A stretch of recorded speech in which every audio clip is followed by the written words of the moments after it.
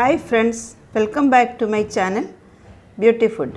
ഇന്നത്തെ വീഡിയോയിൽ ഈ വിൻ്ററിന് വേണ്ടിയുള്ള ഒരു ജെല്ലാണ് ഉണ്ടാക്കുന്നത്. ഇത് wrinkle free green tea ജെല്ലാണ്. ഇത് wrinklesഉം ഫൈൻ ലൈൻസും ഡ്രൈനെസ്സും ഒക്കെ മാറ്റി സ്കിൻ നല്ല സ്മൂത്ത് ആക്കി തീർക്കും.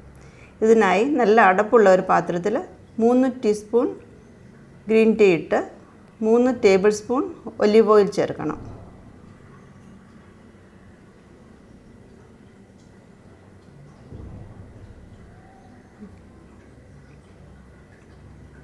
ഇത് അടച്ച് നമുക്ക് ഡബിൾ ബോയിൽ ചെയ്യാം.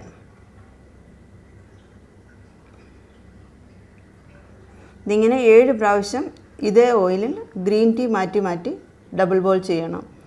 ഗ്രീൻ ടീ ഓരോ പ്രാവശ്യവും പുതിയത് ചേർക്കണം.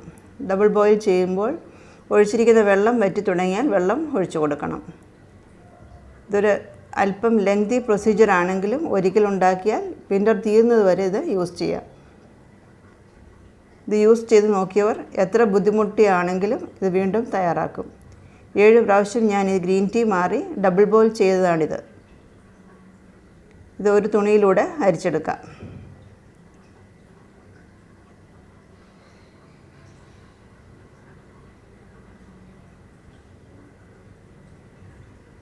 ഓയിൽ റെഡി ആയിട്ടുണ്ട്.